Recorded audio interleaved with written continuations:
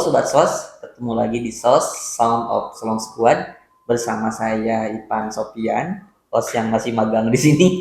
Nah, kali ini kita kedatangan dua orang tamu, sepasang ya, laki-laki dan perempuan yang sangat luar biasa, yang sudah mengabdikan dirinya di BPJS Kesehatan. Udah berapa lama, Mas Jaya? Kalau saya sih awal masuk kemarin bulan Juni. Bulan Juni. Ya, 2024. 2024. Kalau Eva? Kalau saya Mas kayaknya udah 10 bulan ya, maksudnya itu Maret tanggal 13. Oh, Maret tanggal 13. Oke. Jadi itu sudah ada yang 10 bulan, ada yang berapa bulan berarti? 6 bulan. 6 bulan ya mengabdi di BPJS Kesehatan. Mempunyai peran dan tanggung jawab masing-masing yang tentunya di BPJS Kesehatan. Langsung saja kita kenalkan satu-satu. Dari siapa dulu nih? Dari ladies first lah ya. Dari Eva dulu, silahkan perkenalan diri dulu. Halo, perkenalkan nama saya Eva Pradila, saya biasa disapa Eva. Saya saat ini sebagai PATT frontliner di BPJS Kesehatan Cabang Selong. Udah 10 bulan tadi ya? Ya, 10 bulan. Oke. Sekarang Jaya, silahkan.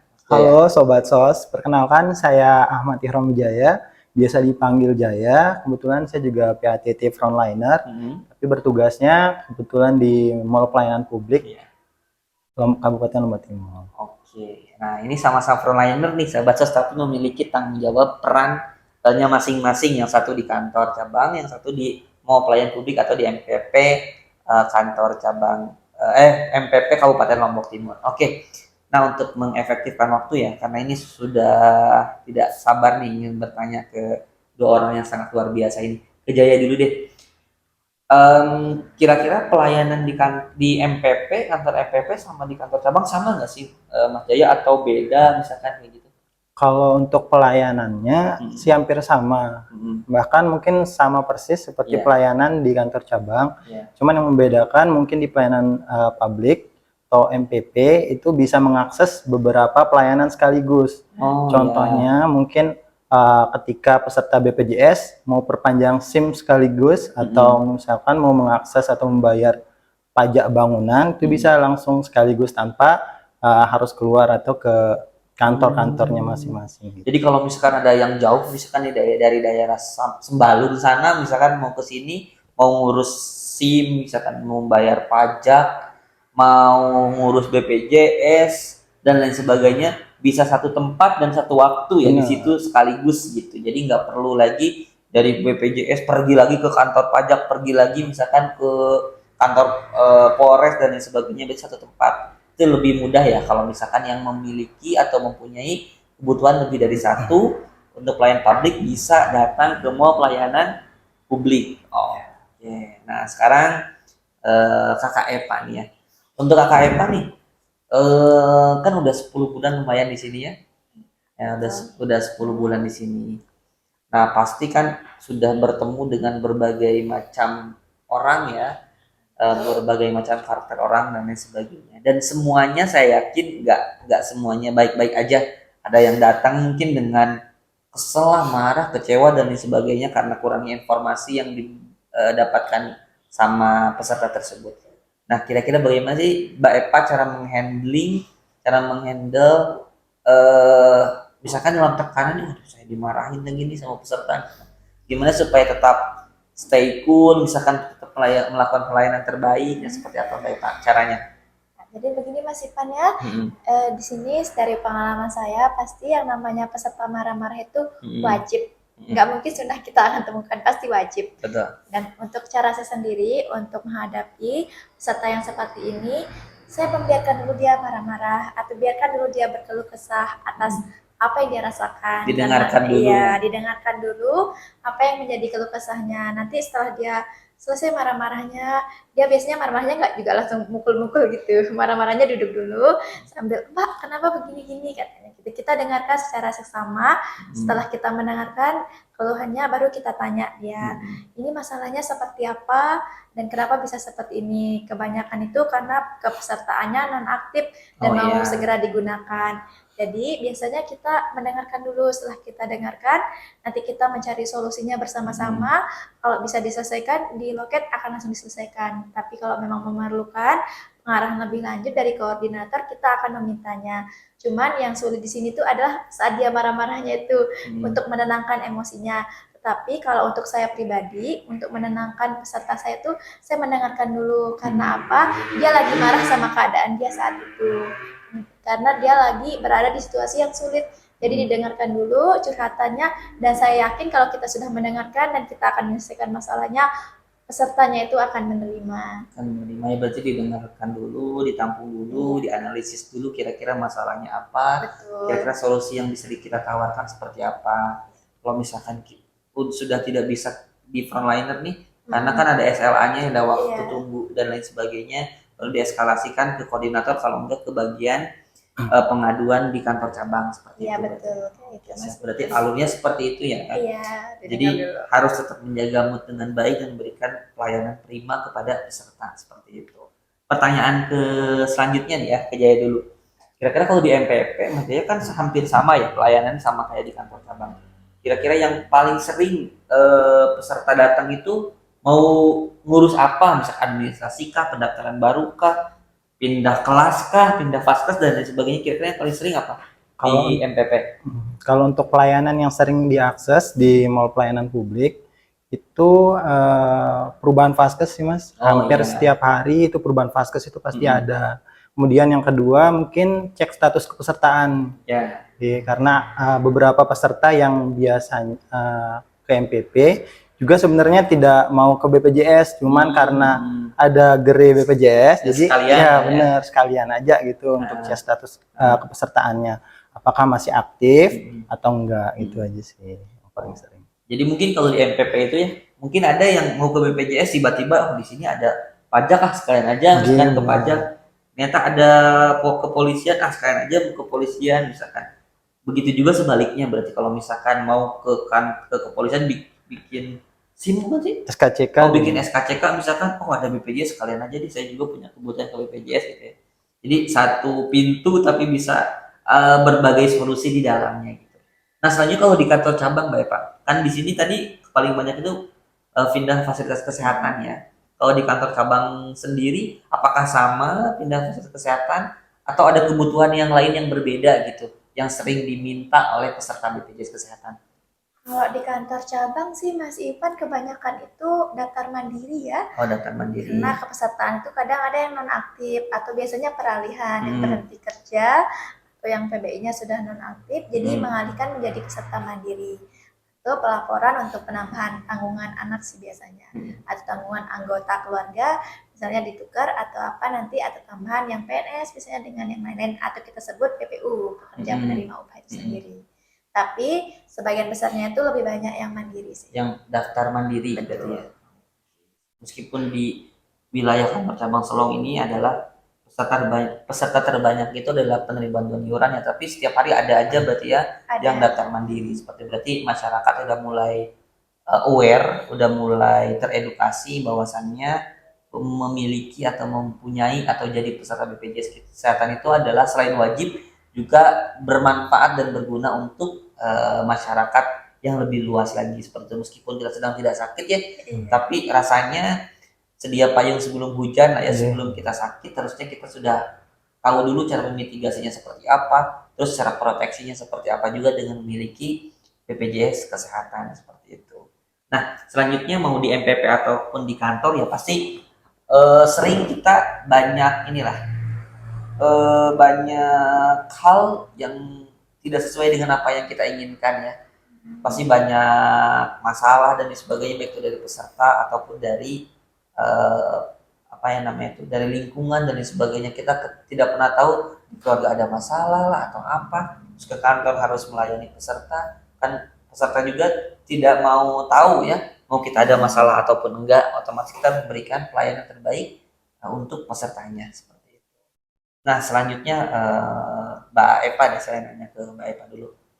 Kira-kira untuk sekarang, untuk peserta yang datang ke kantor udah lumayan berkurang atau tambah banyak ternyata, atau standar aja gitu, nggak terlalu banyak juga ke kantor karena udah mengakses layanan non tatap muka misalkan kayak gitu? Kalau untuk itu sih menurut saya masih kan standar aja ya, Hmm. normal-normal aja, terkecuali mungkin di hari Senin ya, Ya, hari Senin Selasa memang karena kan kita libur 2 hari di ya. sana. Jadi karena kita libur, kemungkinan faktornya tertampung itu Hmm. peserta-peserta yang harusnya datang hari Sabtu jadi Hmm. dan Minggu jadi datangnya itu hari Senin. Cuman kalau untuk setiap harinya normal-normal saja. Oke, berarti peserta itu, oh mungkin karena kalau dulu mungkin ya di Hmm. sekitar tahun 2019 2020 banyak mungkin yang ke kantor. Iya, Mungkin pernah kadang dengar Mbak Eva? saya pernah dengar dari beberapa peserta bilang Ya, ini, Pak, saya malas kesini, banyak antriannya sampai luar kalau dulu. Kok ya, sekarang cepat ya katanya gitu. ya. Oh iya Pak, Ibu, soalnya sekarang kami sudah ada layanan online-nya. Jadi karena itulah mempermudah dan mempercepat serta antriannya tidak terlalu banyak. Ya, Jadi kadang mereka tuh gini Mas mikirnya ya, ih saya tadi mikir mau kesini katanya gitu. Kenapa mikir? Takut antriannya panjang panjang. sekali kayak Ya. tahun-tahun sebelumnya. Cuman sekarang karena kami sudah ada pelayanan digital atau online-nya jadi mempermudah Mas. Jadi sebentar kadang paling lama itu ya 1 jam antri paling lama. Itu pun kalau misalnya ada kendala. Tapi kalau nggak ada kendala cepat.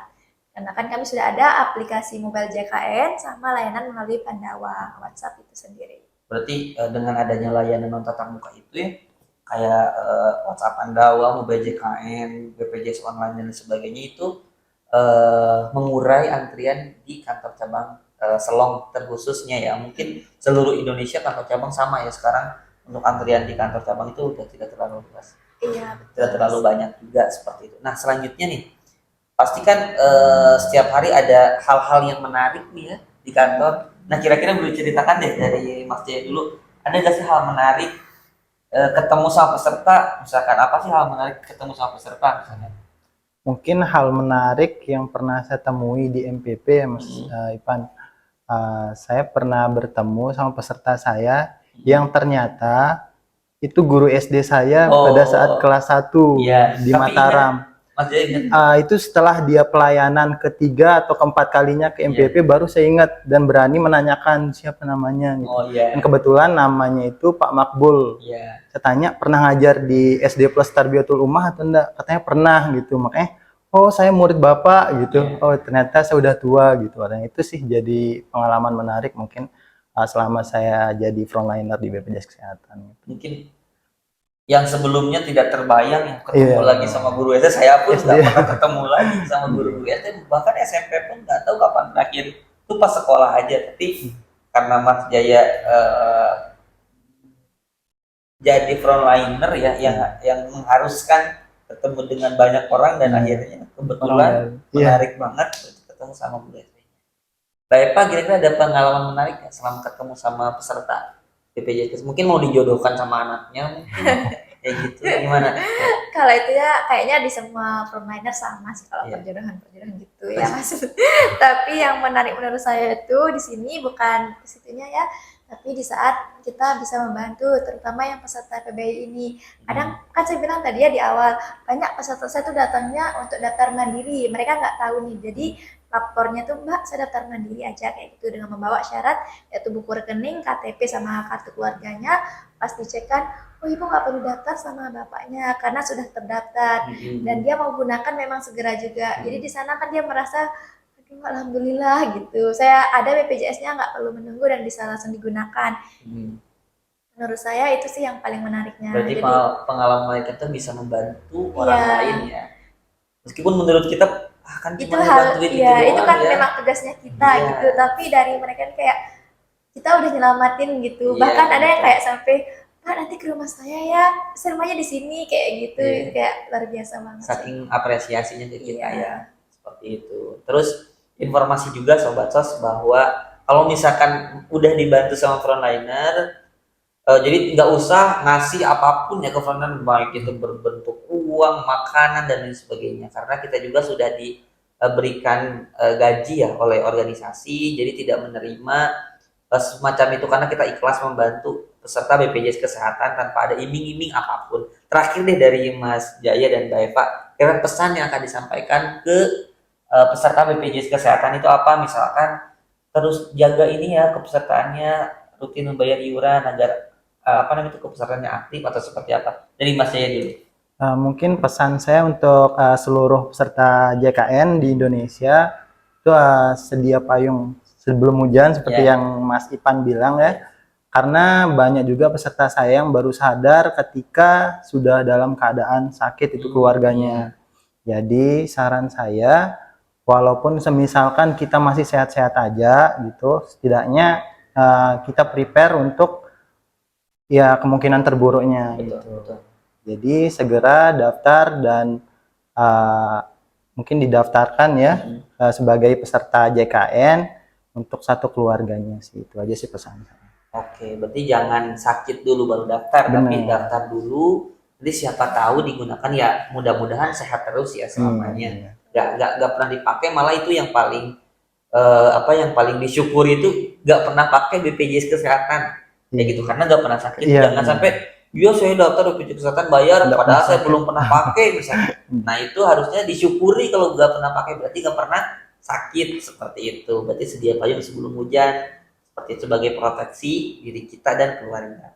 Dari Mbak Epa, silakan, kira-kira ada pesan apa?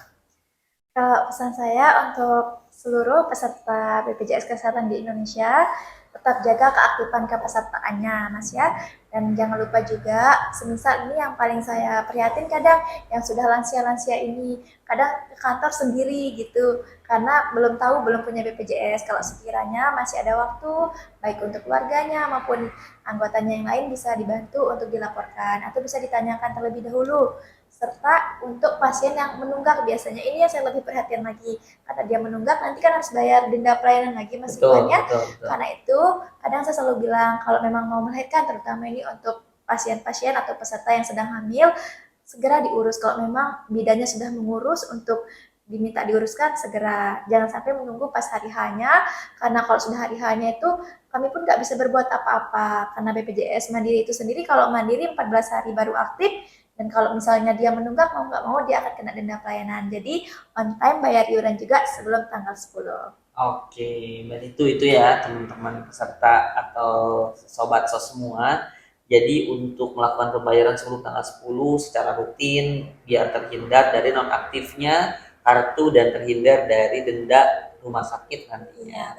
Terus sedia payung sebelum hujan juga segera daftarkan sebelum kita sakit, karena sakit kita tidak pernah tahu kapan datangnya seperti itu. Karena sekarang biaya rumah sakit sangat-sangat mahal seperti itu. Jadi kita gotong royong juga, misalkan jangan sampai kita mau pakai baru daftar, mau pakai baru bayar, misalkan kayak gitu. Karena di luar sana mungkin banyak orang yang membutuhkan bantuan kita ya, meskipun nggak tidak sakit, ya seenggaknya membantu orang yang sakit. Jangan sampai kita sudah pakai nih misalkan mau untuk lahiran, operasi dan sebagainya, setelah itu kita stop aja nggak bayar lagi. Siapa yang mau bayar? Nanti teman-teman yang lain yang membutuhkan. Karena kita sudah dibantu, ya kita juga sudah sewajarnya membantu orang lain yang membutuhkan. Jangan sampai hanya mau daftar hanya pas mau digunakan saja. Setelah itu kewajibannya lupa. Karena di BPJS Kesehatan ada hak dan kewajibannya. Haknya kita berikan di BPJS Kesehatan, kewajibannya juga harus dipenuhi oleh peserta BPJS Kesehatan. Itu saja mungkin Sobat Sos, nanti lain kali kita ngobrol berbincang-bincang lagi, lebih panjang lagi. Itu saja yang dapat kami sampaikan. Pesannya, ingat pesannya dari kakak-kakak berdua ini, jangan sampai daftar setelah sakit dan yang sampai menunggak iurannya karena nanti bakalan ada denda rumah sakit. Terima kasih Sobat Sos semua, bye-bye.